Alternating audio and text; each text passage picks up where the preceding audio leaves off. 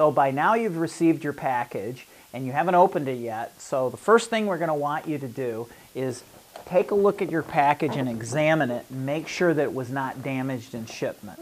If it's been damaged too much, you might want to call us and talk about how we can replace your graphic. So the first thing you do is you open up your graphic, and you open up the box, and when you open it up, you want to look for the, if it's a tube, you want to look for the storage container inside. Now this storage container is set up so that you can store the graphic, so that you can change out your graphics from time to time and keep them nice and safe. So we're going to open this up. Now on one end will be packed a pair of gloves. And we put the gloves in there so that you can make sure that you don't get any oils on your or fingerprints on your graphics. It will keep a longer life and keep your graphics more vibrant.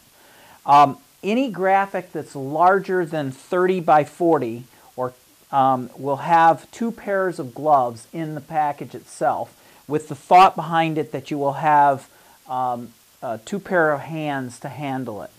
So I'm going to put on these gloves before I open my graphic. And you'll notice that the graphic is actually wrapped in newsprint. And we do that because we want to make sure that the graphic doesn't dry out and the graphic is protected when we roll it.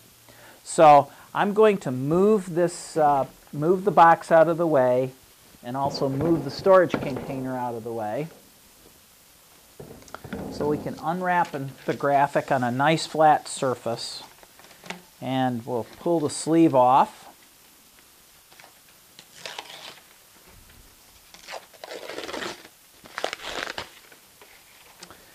And when we unroll it, keep in mind that we're going to save this paper for future use, so when we want to store the graphic.